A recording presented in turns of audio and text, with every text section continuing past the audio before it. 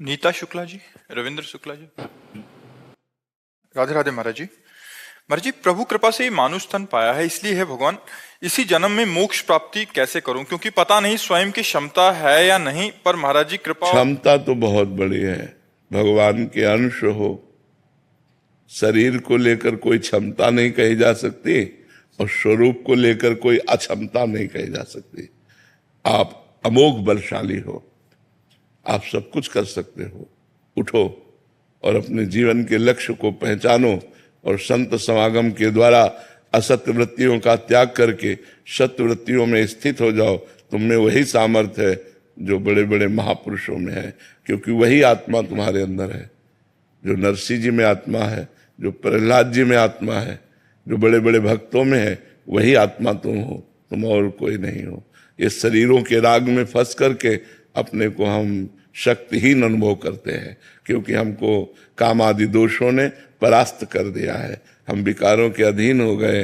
यदि हम संत समागम करके अपने स्वरूप को जाने तो फिर हमें वही है, तत्त्वमसि, तुम वही हो, तुम और कोई नहीं हो। परमात्मा के अंश हो तो परमात्मा का अंश भी परमात्मा ही होता है, पूर्ण ही होता है।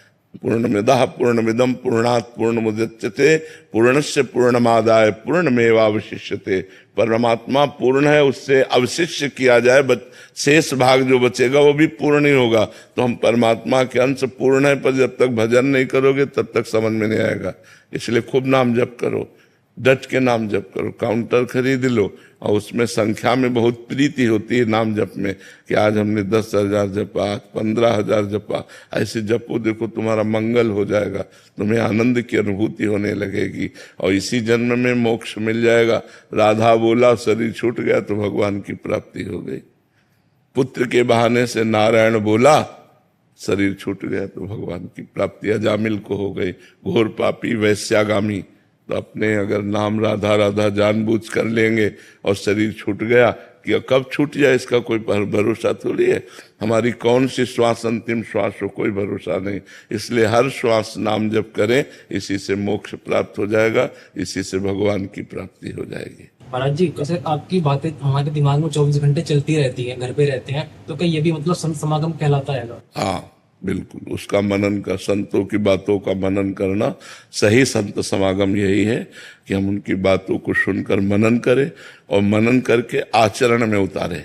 अगर आचरण में उतार लिया तो संत समागम हो गया।